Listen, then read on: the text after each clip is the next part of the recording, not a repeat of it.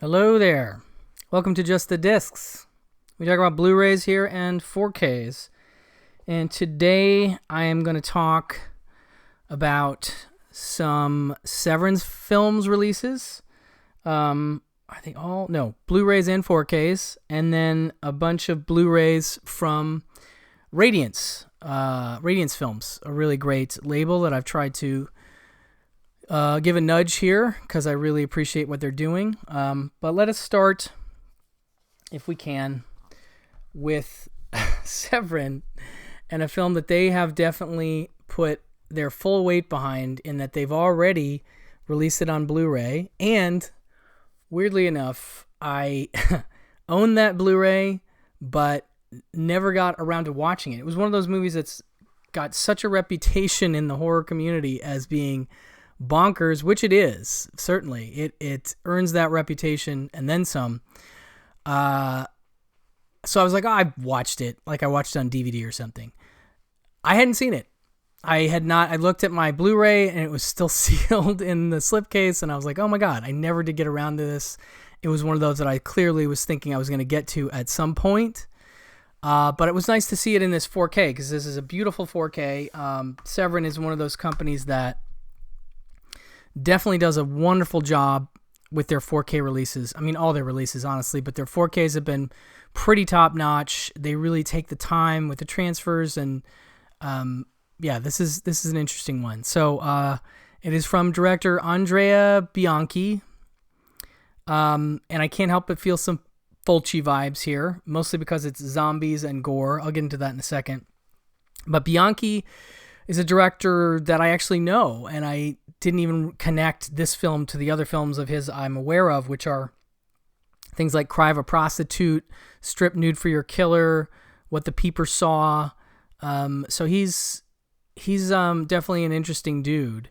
And Severin Films' site does a nice job with just sort of giving you a sense of it. For his only foray into the zombie genre, psychosexual sleaze maestro Andrea Bianchi unleashed the barrage of flesh-ripping, gut-chomping, and depraved Oedipal mayhem that set insane new standards in Italian horror.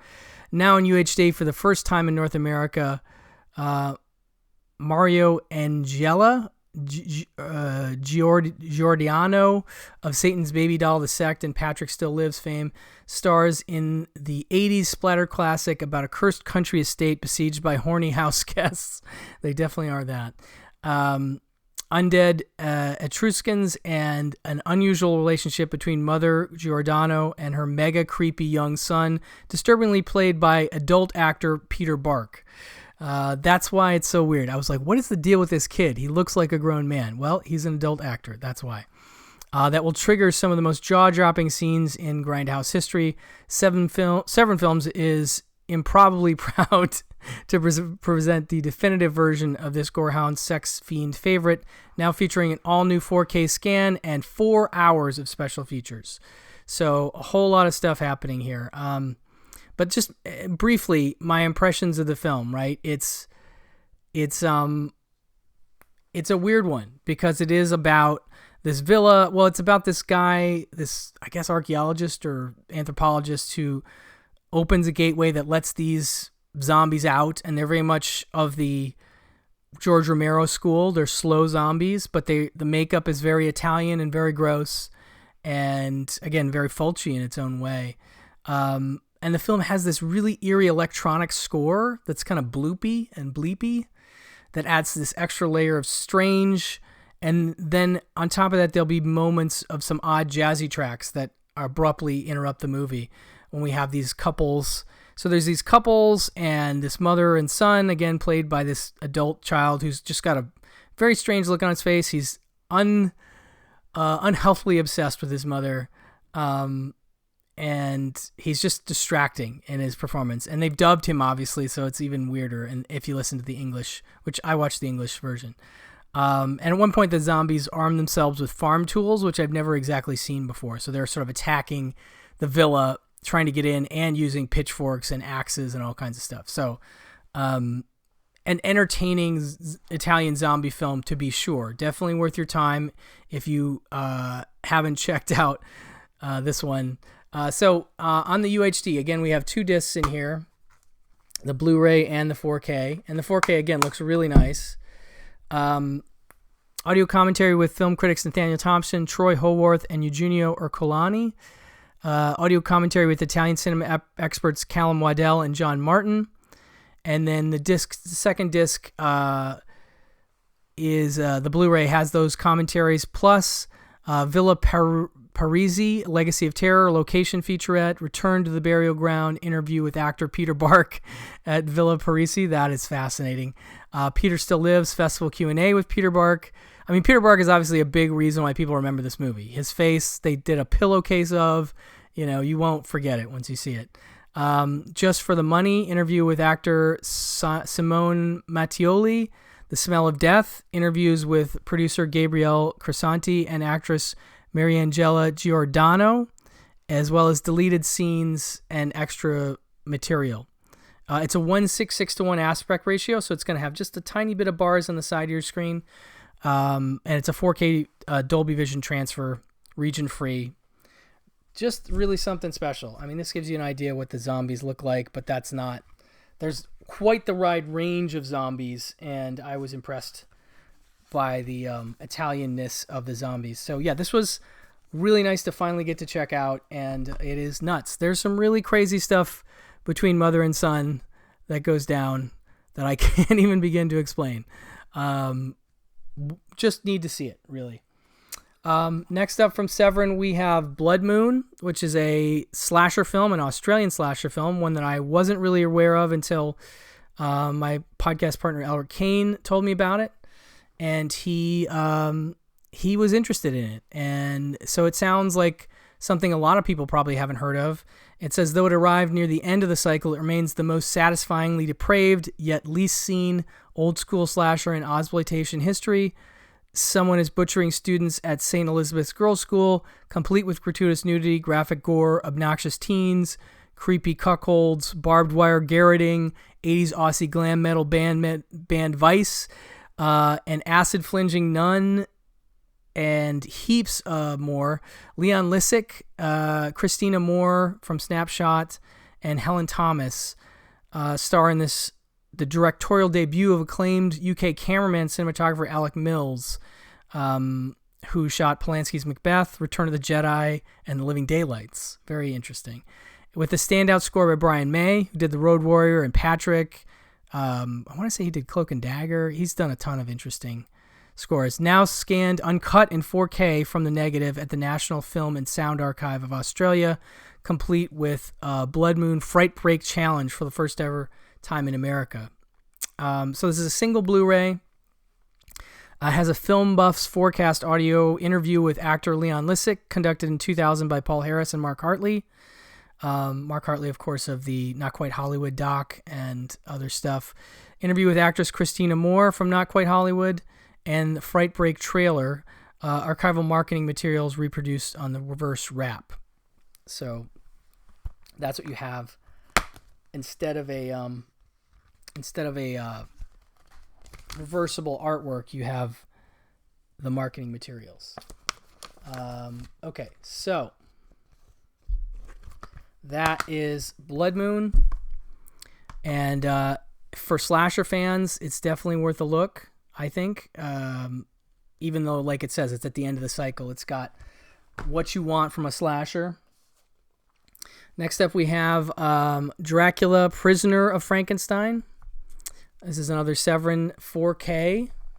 Comes in a nice slipcase, and it's another one that I hadn't heard of. So Severin is always kind of pulling out the stops in terms of films I haven't heard of. This is a North American disc premiere, apparently.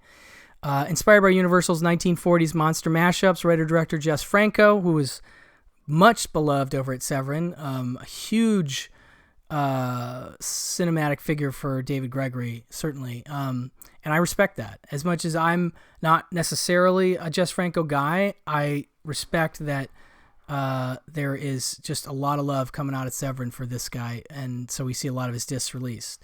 Jess Franco instead delivered a weird and wonderful masterpiece that transports you to a world like no other. With minimal dialogue and maximum gothic atmosphere, Franco crafts a fever dream of erotic horror in which Count Dracula, played by Howard Vernon of Delicatessen, Dr. Frankenstein, Dennis Price of Twins of Evil, his assistant Morpho, and Frankenstein's monster battle gypsies, showgirls, Dr. Seward, a wolfman, Alberto Dalbs, Carmen Yazald, and Genevieve Robert, star of Franco's Devil's Island, Lovers, and the future Mrs. Ivan Reitman. Didn't know that. Co-star in a fantastic experience for those who respect Franco's demented vision. Now scanned in 4K from Spanish, French, and German release prints to create the longest and most comprehensive version known to exist. This is another thing Severin does, is they really take the time with gathering materials and making the most complete version of a movie that you can possibly imagine. So, this one is, I'm sorry, this is a Blu-ray. My bad, not a 4K. Please forgive me. So it's a single disc Blu-ray, and whoops. The features include Prisoner of Frankenstein, interviews with Stephen Thrower, one of the great film critics out there, author of Murderous Passions, The Delirious Cinema of Jesus Franco, In the Land of Franco, Part 10, Spanish opening credit sequence, deleted scene from the English language version, a trailer. It's a 2:3:5:1 aspect ratio. It is region-free and runs 83 minutes. But for Franco fans, you're going to want to check this one out. And there's lots of Franco on Severin if you haven't figured that out already. Okay, so on to the one more quick horror entry here. We have Cutting Class in 4K. Now, this is from MVD. And this is like another sort of late era slasher. Or is it late? What year does this come out? 1988. So it's a little... Is it 88 or 86? 88, I think. This one, of course, had come out on Blu-ray from Vinegar Syndrome years ago. And this disc, while it looks better, there's a couple things missing, and I'll go through that really quickly. But this new 4K scan, it also comes with a Blu-ray. Looks pretty nice, I gotta say. High School Can Be Murder. Just ask Paula. That's Jill Sholin, of course.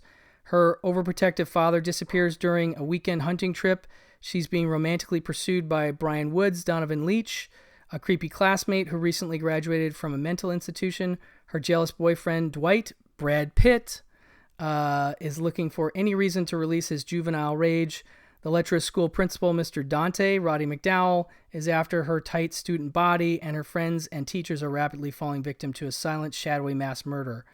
As the body count rises, Paula begins to suspect that any one of her reckless suitors could be the twisted killer. But unless she learns his identity soon, her high school education will come to a nasty end. So this is a nice 4K, and it has a Blu-ray and a poster. And in terms of the features, it's taking some from the Vinegar Syndrome release, because we have a 20-minute interview with Jill Sholin and an interview with star Donovan Leitch that's about 16 and a half minutes. And so those are ported over to this 4K release, so the Blu-ray in it. But what's missing here is an audio interview with director Rospo Pallenberg, audio interview with cinematographer Avi Karpik, and a commentary track with the Hysteria Continues gang. So all that stuff is not included here, unfortunately. So if you have this, you're going to lose a few things if you switch over to this one, although I think this is out of print now, so it might be hard to get. So it's nice this is available, again, because it's a nice transfer of a very interesting, movie. Jill Sholin, Donovan Leitch, and Brad Pitt. Really interesting cast, and one of those that I think is unjustly forgotten. It's not the greatest horror movie, but still pretty solid. But nice to see a good 4K release of it from MVD. Good looking scan. Now I'll go through these a little more quickly. From Radiance, we have Black Tight Killers. Now this is the one I'm most excited about, because it is from director Yasuhara Hasibi, if I'm saying that right. And he directed things like Stray Cat Rock, the Stray Cat Rock films, several of them. Delinquent Girl Boss, Sex Hunter. He did Female Prisoner Scorpion, 701's Grudge Song. He did Stray Cat Rock, Machine Animal. He did Massacre Gun and Retaliation, which have come out from Arrow. He did a bunch of stuff that's really kind of crazy. And he was, I guess, mentored by Seijun Suzuki. So this is like, if you've seen his stuff, it's got a lot of style to it, and I'm kind of excited about this one. After wooing lovely air stewardess Yuriko, war photographer Hondo sees her kidnapped by a team of deadly female assassin who use vinyl records as weapons. Investigating her whereabouts, Hondo uncovers a conspiracy to steal a buried stash of World War II era gold. Every bit as stylish and inventive as the wildest works by his mentor Seijun Suzuki, Yasuhara Hasibi's spy spoof is a gaudy 1960s pop delight that ranks with the likes of Joseph Losey's Modesty Blaze and Mario Bava's Danger Diabolic. So that really gives you an idea of what you're in for with this one. It is region A and B, and it comes with a nice booklet and reversible art. It's just super fun stuff, and it's got an essay. Well, there's cast and crew listings, and then an essay by Chris D. Yasuhara Hasibi is one of those rare filmmakers who made one of his most imaginative kinetic pictures right out of the starting gate. Although most directors at the Nakatsu studio had to write a few screenplays as well as log long hours as an assistant or a second unit directors before ascending the ranks, filmmaker Hasibi seems to have had little documentation available in either English or Japanese for this latter function. Hasibi first surfaced at Nakatsu in 1961, co-writing screenplays for others such as My Bloody Boils, directed by Tokujiro Yamazaki, starring the tragic Kichiro Akagi, and The Man They Tried to Kill, directed by Matomu Lida. But the film reference volumes and online sites, Hasibi virtually disappears from Nakatsu until 1966. The Japanese language sourcebook Nakatsu 1954 to 1971 is a 342-page chronicle of the studio's post-World War II period from the year they resumed production until they went bankrupt, shutting down mainstream production only to immediately reincarnate as purveyors of Roman porno. Anyway, I won't go too deep in that essay, but this is definitely an exciting and fun release if you're into any of the, Stray Cat Rock, Female Prisoner Scorpion, the Seijun Suzuki, Branded to Kill kind of stuff. Really stylish, really fun, a discovery waiting to happen, basically. Okay, so then after that, we have this one. It is called Goodbye and Amen. And this film is... Oh, I didn't read the... Oh, this also has an audio commentary by Jasper Sharp, archival interview with director Yasuhara Hasibi. It doesn't mention the transfer there, but it is the world English subtitle Blu-ray premiere of Black Type Killers. So Goodbye and Amen. This one is from 1977, Italian and English language, by Damiano Damiani, a really famous Italian director in genre circles, one of the greats. A CIA agent, Tony Masanti, preparing to overthrow an African government, has his plan upturned when a corrupt colleague starts shooting people from the roof of a hotel. Damiano Damiani wields expert tension in this gripping espionage thriller, co-starring Claudia Cardinale, John Steiner, and Wolfgang Soldati. Goodbye and Amen is one of the great 1970s Italian action thrill rides. This is a new 2023 restoration, includes a commentary by Eurocrime experts Nathaniel Thompson and Howard S. Berger, interviews with editor Antonio Ciliano and actors Wolfgango Soldati, and a booklet featuring new writing by Lucia Rinaldi. So again, these limiteds have these nice little booklets with essays, and it has reversible artwork because Radiance knows what we collectors like.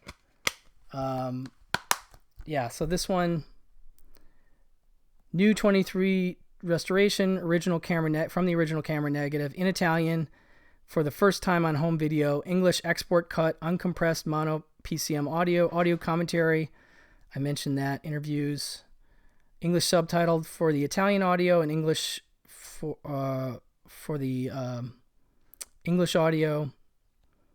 Yeah, really, really interested in this one. This is another one I haven't seen. Damiano Damiani is a sort of a blind spot for me. I've seen some of his films, and I know how great he is, and the ones I've seen I've liked, but this is one that I have not yet gotten a chance to check out. So that's Goodbye and Amen.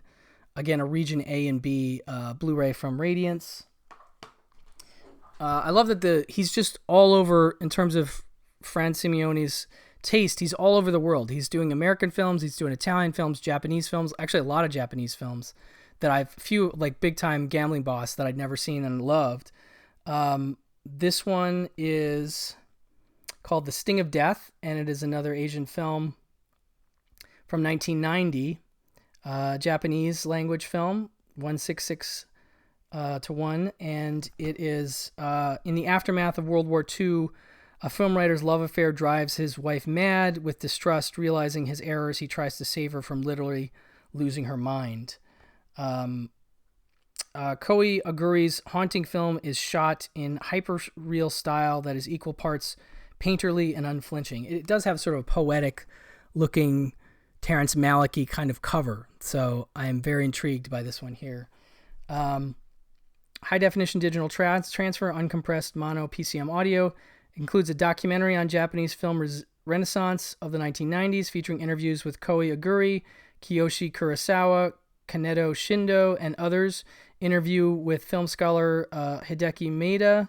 Newly translated English subtitles, reversible sleeve, featuring designs based on the original posters, and a booklet featuring newly translated interview with director Koi Okaguri. So you have your booklet and your reversible art as well, which looks equally serene.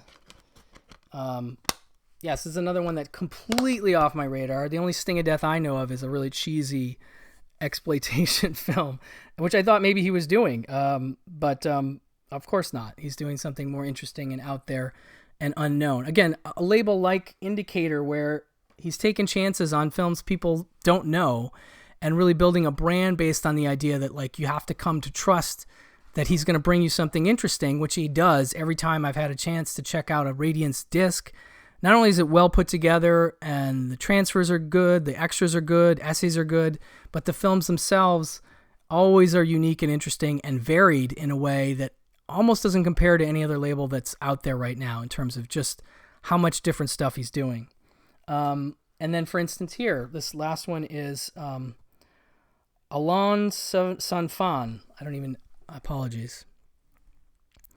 Directed by Paolo and Vittorio Taviani. So this is Italian language film from 1974. 166 again. This is Region A and B. And Marcello Mastroianni stars in this one. It's a period piece. Stars as a reluctant revolutionary whose cowardice keeps him from joining his comrades as he struggles to manage his lies. He gets embroiled in a suicidal uprising in southern Italy. Stunningly photographed with lush period detail and featuring the Taviani brothers' trademark magic realism and absurdist irony, Alon Sanfan has Mastroianni on top form and one of Ennio Morricone's finest scores. So you got Morricone here sneaking in. This is one of his scores and one of his films I was unaware of. I don't know this movie at all. So it's a new 2K restoration, original uncompressed mono PCM audio commentary by film critic Michael Brook, archival interview by critic Gideon Bachman, in which filmmakers Paolo and Taviani, Foresto Vancini, Nello Risi, and Anna Gabi discuss filmmaking approaches, the role of the director, the future of cinema, and more. That's really cool. Original trailer, newly translated subtitles, reversible sleeve, limited edition booklet featuring new writing by Italian cinema expert Robert Lumley, and newly translated contemporary interview with the Taviani brothers. So that is also here. I kind of maybe like that cover better. I don't know, you guys, what you think, but yeah, just really solid stuff. A nice booklet with those essays and the interview, and just a great release, just a great company.